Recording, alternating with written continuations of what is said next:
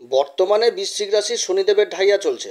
মানসিক অশান্তি, মানসিক টেনশন, মনের মধ্যে অস্থিরতা, ভয়, এই সমস্ত কিছু কাজ করছে শনিদেবের এই ঢাইয়ার প্রভাবের ফলে।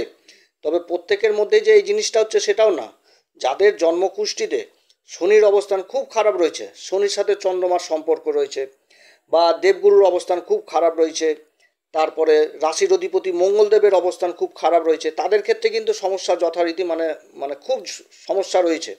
বাড়িতে অশান্তি, মায়ের সাথে সম্পর্ক খারাপ, মায়ের শারীরিক অবস্থার অবনতি, বন্ধু বান্ধবদের সাথে সম্পর্ক বিচ্ছেদ, সমাজে একটা বিকৃত প্রতিচ্ছবি তৈরি হওয়া, কর্ম চলে যাওয়া, একটা বাজে পরিস্থিতির মধ্যে চলে আসা, চোখের সামনে শখের জিনিসগুলো নষ্ট হয়ে যাওয়া, টাকা পয়সা চুরি হয়ে যাওয়া, আকস্মিকভাবে টাকা পয়সার হানি হওয়া, তারপরে জায়গা জমিতে ইনভেস্ট করে ফেলা, যে জায়গা জমির কোনো কাগজপত্রই ঠিক নাই, এই রকম কিন্তু নানাবিধ সমস্যা বৃশ্চিক রাশি ভোগ করছিল এই ঢাইয়া চলাকালীন। এরপরে 2025-এ শনিদেবের যে রাশি পরিবর্তন হচ্ছে, শনিদেব প্রবেশ করবে মীন রাশিতে। আর মীন রাশিতে যখনই প্রবেশ করবে শনিদেব, তখনই শনিদেবের এই ঢাইয়া সমাপ্ত হবে বৃশ্চিক রাশির জীবনে। তবে আবার মীন রাশিতে রাহু অবস্থান করছে, রাহুর সাথে শনিদেবের অবস্থান 2 মাসের জন্য কিন্তু হবে।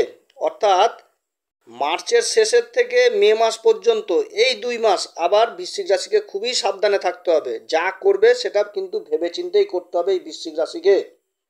পঞ্চম ঘর হচ্ছে শেয়ার মার্কেটের ঘর, আর রাহু হচ্ছে সাট্টা জুয়া, এই যে বিভিন্ন রকম বদ নেশাগুলো, এই নেশাগুলো কিন্তু রাহু করিয়ে দেয়। এবার শনির সাথে অবস্থান যখন করবে, তাহলে শনির বলে যথেষ্ট বৃদ্ধি হয়ে যাবে এই 2 মাস।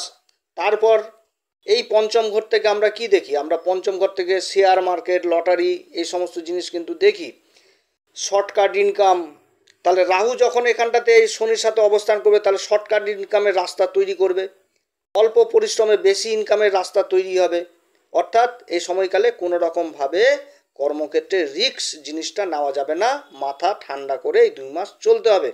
এই সময়কালে বিশেষ করে বৃশ্চিক রাশির গর্ভবতী মায়েরা, তারা কিন্তু নিজের শরীর স্বাস্থ্যের দিকে যথেষ্ট খেয়াল রাখবেন।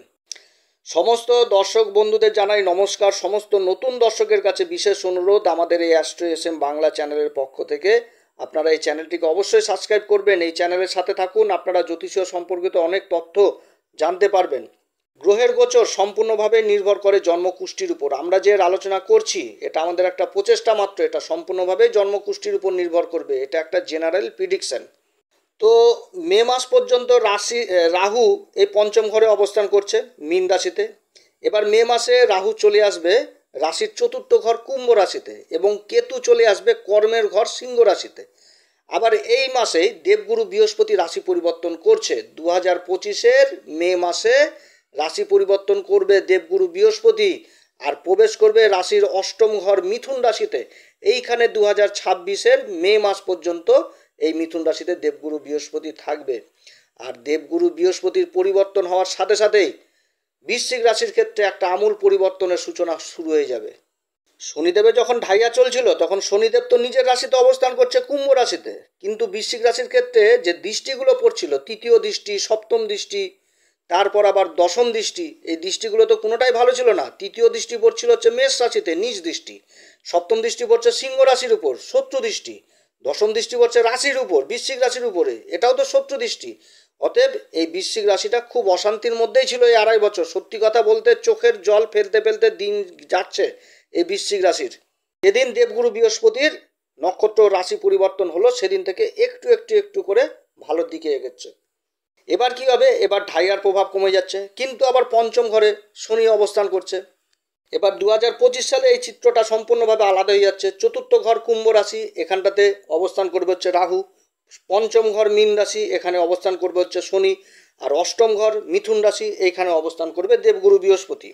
শনিদেবের ঢাইয়া চলাকালীন শনিদেব নিজের কুম্ভ রাশিতে অবস্থান করছে, তার তৃতীয় দৃষ্টি মেষ রাশির উপর পড়ছিল, সম্পর্ক শত্রুতা। সপ্তম দৃষ্টি সিংহ রাশি, এটাও শত্রুতা। রাশির উপর দৃষ্টি পড়ছিল, এটাও শত্রুতা।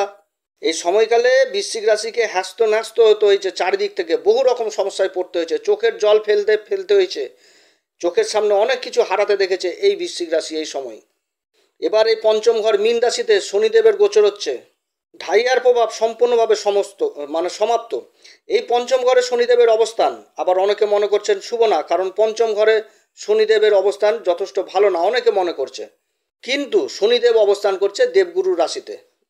আর শনি যখন দেবগুরু রাশিতে অবস্থান করে তখন রাশির তার ফলে কিন্তু বৃদ্ধি ঘটিয়ে দেয়।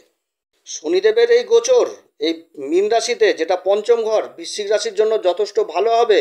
আর কি কারণে ভালো হবে আজকে প্রত্যেকটা ধাপে ধাপে বৃশ্চিক রাশিকে বুঝিয়ে দিব। তাদের জীবনে যে একটা আমূল পরিবর্তন আসছে 2025 থেকে 2028 সাল পর্যন্ত, এই 2025 থেকে 28 সাল পর্যন্ত প্রত্যেকটা বছরে দেবগুরুর আশীর্বাদ বৃশ্চিক রাশি পাবে, এবং বৃশ্চিক রাশি এই 2025 থেকে 28-এ অনেক দূর, বহুদূর এগিয়ে চলে যাবে, অনেক অনেক দূর এগিয়ে যাবে। 2025-এর মে মাসে দেবগুরু বৃহস্পতি রাশি পরিবর্তন করে প্রবেশ করবে মিথুন রাশিতে। মিথুন রাশি হচ্ছে বৃশ্চিক রাশির ক্ষেত্রে অষ্টম ঘর। শনিদেব অবস্থান করছে পঞ্চম ঘরে। দেবগুরু বৃহস্পতির অবস্থান এই অষ্টম ঘরে, আর শনিদেবের অবস্থান দেবগুরুর রাশিতে। আর দেবগুরুর সাথে শনিদেবের কেন্দ্রের সম্পর্ক হয়েছে, এবং দেবগুরু বৃহস্পতির নবম দৃষ্টি পড়ছে কুম্ভ রাশির উপর। আবার এই কুম্ভ রাশির উপর রাহু অবস্থান করছে, অর্থাৎ এই সময় রাহু আর শনি সম্পূর্ণ দেবগুরুর আয়ত্তে চলে আসবে, কারণ এখানটাতে একটা খুব ভালো তৎকালীন মিত্রতা সম্পর্ক তৈরি হয়েছে। দেবগুরু বৃহস্পতির রাশিতে শনিদেব অবস্থান করছে, আর দেবগুরু অবস্থান করছে শনিদেবের পরম মিত্র বুধের রাশিতে, আর দেবগুরুর নবম দৃষ্টি পড়ছে কুম্ভ রাশিতে। তাহলে এইখানটাতে একটা তৎকালীন মিত্রতা তৈরি হয়েছে। তার সাথে শনিদেবের যে দৃষ্টিগুলো, তৃতীয় দৃষ্টি পড়ছে বৃশ্চিক রাশির সপ্তম ঘর বিষ রাশিতে। এবার কি হচ্ছে, আগের যে ঢাইয়া ছিল সে সময় তো শত্রু দৃষ্টি ছিল, এবার হয়ে গেল মিত্র দৃষ্টি। বিষ রাশির অধিপতি শুক্রদেব পরম মিত্রতা। সপ্তম দৃষ্টি পড়ছে বৃশ্চিক রাশির ক্ষেত্রে একাদশ ঘর লাভের ঘর কন্যা রাশি। কন্যা রাশির অধিপতিকে বুধের সাথে পরম মিত্রতা। এরপর আবার বৃশ্চিক রাশির ক্ষেত্রে দশম দৃষ্টি পড়ছে রাশির দ্বিতীয় ঘর ধনু রাশিতে। ধনু রাশির উপর সম দৃষ্টি পড়ছে, আর ধনু রাশির অধিপতি দেবগুরু বৃহস্পতি, তারই রাশিতে আবার শনিদেব অবস্থান করছে। আবার এই সময় দেবগুরু বৃহস্পতি অষ্টম ঘরে বসেছে মিথুন রাশিতে। দেবগুরু বৃহস্পতির আবার সপ্তম দৃষ্টি পড়ছে ওই ধনু রাশিতে, অর্থাৎ দেবগুরু বৃহস্পতি নিজের রাশিকে নিজেই দেখছে। তাহলে শাস্ত্র বলে যখন গ্রহ নিজের ঘরকে দেখে ফেলে তার শুভ ফলে কিন্তু যথেষ্ট বৃদ্ধি করে দেয়।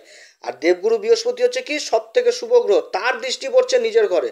তাহলে এই সময়কালে বৃশ্চিক রাশির ক্ষেত্রে যথেষ্ট আয় ইনকাম বৃদ্ধি হবে। গুরুর আশীর্বাদে বৃশ্চিক রাশির যথেষ্ট সেভিংস জিনিসটা করতে পারবে এই সময়। বৃশ্চিক রাশির ক্ষেত্রে শনিদেব হচ্ছে পরাক্রমপতি এবং সুখের ঘরের অধিপতি হয়ে পঞ্চম ঘরে অবস্থান করছে। আর দেবগুরু বৃহস্পতির নবম দৃষ্টি পড়ছে শনিদেবের রাশি কুম্ভ রাশি, যেটা বৃশ্চিক রাশির ক্ষেত্রে সুখের ঘর। আর এই সুখের ঘরে অবস্থান করছে রাহুর উপরেও দেবগুরু বৃহস্পতির দৃষ্টি পড়ছে। পঞ্চম ঘর হচ্ছে আমাদের মা লক্ষ্মীর ঘর, আর এইখানে শনিদেবের অবস্থান। তাহলে এইখান থেকে একটা জিনিস উঠে আসছে যে শনি সংঘর্ষ দিবে যথেষ্ট, আবার ইনকামও দিবে যথেষ্ট। এই ইনকাম আবার দেবগুরু বৃহস্পতির আশীর্বাদে সেভিংস জিনিসটা আবার যথেষ্ট করতে পারবে এই সময়কালে। আকস্মিক লাভের পরিস্থিতি তৈরি হবে বৃশ্চিক রাশির ক্ষেত্রে দেবগুরু বৃহস্পতির আশীর্বাদে। এই সময়কালে যারা জায়গা জমি সংক্রান্ত অসুবিধায় পড়েছিল বিগত দিনে, সেই অসুবিধাগুলোর সুষ্ঠু মীমাংসা হবে। যারা জায়গা জমি সেল পারচেসের কাজে যুক্ত রয়েছেন তাদের জন্য যথেষ্ট ভালো হবে, এবং একটা মোটা বড় অঙ্কের মুনাফাও হবে এই সময়। শনিদেবের দশম দৃষ্টি পড়ছে রাশির দ্বিতীয় ঘর, এবং এই দ্বিতীয় ঘর হচ্ছে দেবগুরু বৃহস্পতির ধনু রাশি। আর দেবগুরু বৃহস্পতি নিজের ঘরকেই দেখছে। এই সময়কালে যারা অ্যাডভাইজার হিসাবে কাজ করছেন, ওকালতির কাজ করছেন, যারা কথাবাচক সেলসের কাজে যারা যুক্ত রয়েছেন, যারা মিডিয়ার কাজে যুক্ত রয়েছেন, যারা মোটিভেশন স্পিকার, তাদের এই সমস্ত কাজে যারা যুক্ত রয়েছেন তাদের জন্য যথেষ্ট ভালো হবে। আবার যারা শিক্ষকতা করছেন, যারা আবার কোচিং সেন্টার চালাচ্ছেন, তাদের জন্য যথেষ্ট ভালো। মোট কথা 2025-এর মে মাস থেকে 2026-এর মে মাস পর্যন্ত দেবগুরু বৃহস্পতির এই অবস্থানে পঞ্চম ঘরে শনির যতই অবস্থান খারাপ অবস্থান থাকুক, আর চতুর্থ ঘরে রাহুর যে অবস্থান, বৃশ্চিক রাশির ক্ষেত্রে কোনো দুষ্প্রভাব ফেলতে পারবে না। গুরুর আশীর্বাদে 2025-26 সালের মে মাস পর্যন্ত খুব ভালো মতন করেই পার হবে। তবে এটা মনে রাখতে হবে, শনি আর রাহু কিন্তু পাপ গ্রহ। এরা যতই ভালো পজিশনে থাকুক, এরা কিন্তু পাপ প্রভাব কিছু না কিছু দিবেই। অর্থাৎ এই সময়কালে মায়ের শরীর স্বাস্থ্যের দিকে যথেষ্ট খেয়াল রাখবেন, মায়ের সাথে কোনো রকম মতবিরোধ করবেন না, এবং প্রেম ভালোবাসার জন্য যথেষ্ট ভালো না এই সময়, এবং নিজের শরীর স্বাস্থ্যের দিকেও যথেষ্ট খেয়াল রাখতে হবে। 2026-এর মে মাসে বৃহস্পতি আবার রাশি পরিবর্তন করবে, প্রবেশ করবে নিজের উচ্চর ঘর, ভাগ্যের ঘর বৃশ্চিক রাশির ক্ষেত্রে কর্কট রাশি। কর্কট রাশিতে দেবগুরু বৃহস্পতি উচ্চ হয়ে যায়, এবার নিজের উচ্চ ঘরে প্রবেশ করবে বৃশ্চিক রাশির ক্ষেত্রে নবম ঘর। জ্যোতিষশাস্ত্র বলে যখন গ্রহ নিজের উচ্চ ঘরে অবস্থান করে তখন যথেষ্ট বলবান অবস্থায় থাকে এবং যে সমস্ত ঘরে দৃষ্টি পড়বে তার শুভ ফলের যথেষ্ট বৃদ্ধি করে দেয়। আর দেবগুরু বৃহস্পতি এবার নিজেই হয়ে যাচ্ছে দিকবলী অবস্থায় হয়ে যাচ্ছে কর্কট রাশিতে। তার পঞ্চম দৃষ্টি পড়বে রাশির উপর, সপ্তম দৃষ্টি পড়বে মকর রাশির উপর এবং নবম দৃষ্টি দিয়ে দেখবেন নিজের ঘর মীন রাশিকে। আর এই মীন রাশিতেই অবস্থান করছে শনিদেব, অর্থাৎ এই সময়কালে শনিদেব প্রচণ্ড শুভ অবস্থায় হয়ে যাবে। আর বৃশ্চিক রাশির জন্য এই সময়কাল হচ্ছে একটা গোল্ডেন পিরিয়ড। এই সময়কালে বৃশ্চিক রাশি যে কাজগুলো বিগত দিনে আটকে গেছিলো বা বিগত দিনে কর্মক্ষেত্রে যে লসগুলো খেয়েছিল সেই লসগুলোর মানে ভরপাই হবে এই সময়, লস লাভে পরিণত হবে যে লসগুলো খেয়েছিল। 2026-এর মে মাসে থেকে 2026-এর মে মাস পর্যন্ত 2027-এর মে মাস পর্যন্ত যথেষ্ট ভালো সময় হচ্ছে বৃশ্চিক রাশির ক্ষেত্রে। এই সময় কর্মক্ষেত্রে ভাগ্য যথেষ্ট সঙ্গ দেবে বৃশ্চিক রাশির। মোট কথা শনিদেবের ঢাইয়া চলাকালীন যে অসুবিধাগুলো পড়েছিল 2026 থেকে 2027, এই যে সময়টা আসছে আগামীতে, এটা গোল্ডেন পিরিয়ড হবে বৃশ্চিক রাশির জন্য। এই সময়কালে বৃশ্চিক রাশির চারিদিক থেকে জয় জয়কার হবে, কারণ শনিদেব যথেষ্ট ভালো অবস্থায় হয়ে যাবে। এবং 2026-এ আবার ডিসেম্বর মাসে রাহু আবার রাশি পরিবর্তন করবে, প্রবেশ করবে রাহু তখন মকর রাশিতে এবং এইখানে 2028-এর মে মাস পর্যন্ত থাকবে। 2025-এ 2025-এ রাহুদেব দেবগুরু বৃহস্পতির দৃষ্টিতে ছিল, এবার আবার দেবগুরুর দৃষ্টিতে এই সময়কালেও চলে আসবে। তাহলে দেবগুরুর দৃষ্টিতে যখনই রাহু চলে আসবে তাহলে রাহু যথেষ্ট শুভ হয়ে যাবে। তা আগামী দিন যে এই যে সময়টা যথেষ্ট ভালো হতে যাচ্ছে 2026 থেকে 2027 বৃশ্চিক রাশির জন্য। এরপরে 2027-এর মে মাসে দেবগুরু বৃহস্পতি আবার রাশি পরিবর্তন করবে, প্রবেশ করবে রাশির কর্মের ঘর সিংহ রাশিতে এবং এইখানে 2028-এর মে মাস পর্যন্ত থাকবে। এই সময়কালও যথেষ্ট ভালো হবে বৃশ্চিক রাশির ক্ষেত্রে, কারণ কর্মের ঘরে বৃশ্চিক রাশির পঞ্চম ঘরের অধিপতি এবং ধনসম্পত্তির ঘরের অধিপতি দেবগুরু বৃহস্পতির অবস্থান যথেষ্ট ভালো হবে বৃশ্চিক রাশির ক্ষেত্রে। এই সময়ে কর্মের ঘরে অবস্থান করার ফলে কর্মক্ষেত্রে যথেষ্ট আয় ইনকাম বাড়বে, কর্মক্ষেত্রে প্রমোশন ইত্যাদি যথেষ্ট থাকবে, নতুন কর্মের যোগ দিবে। এই সময় শনিদেব তার প্রভাব অতটা ফেলতে পারবে না, কারণ শনিদেবের সাথেও এই সময় একটা তৎকালীন মিত্রতা সম্পর্ক তৈরি হবে, কারণ দেবগুরু বৃহস্পতির সপ্তম দৃষ্টি পড়ছে একদম কুম্ভ রাশির উপর, ডাইরেক্ট সপ্তম দৃষ্টি কুম্ভ রাশির উপর। আর কুম্ভ রাশির অধিপতি শনিদেব গুরুর রাশিতেই অবস্থান করছে, এখানেও একটা তৎকালীন মিত্রতা সম্পর্ক হচ্ছে বৃশ্চিক রাশির ক্ষেত্রে। অর্থাৎ বৃশ্চিক রাশির ক্ষেত্রে জীবনযাত্রা সম্পূর্ণভাবে পাল্টে যাচ্ছে 2025 থেকে 2028 পর্যন্ত। এই সময় বৃশ্চিক রাশি যথেষ্ট খুব ভালো জায়গায় যাবে। এই 2025 থেকে 28 পর্যন্ত অ্যাডভান্স মানে জানালাম বৃশ্চিক রাশির ক্ষেত্রে অক্ষরে অক্ষরে পালন হবে, দেখবেন।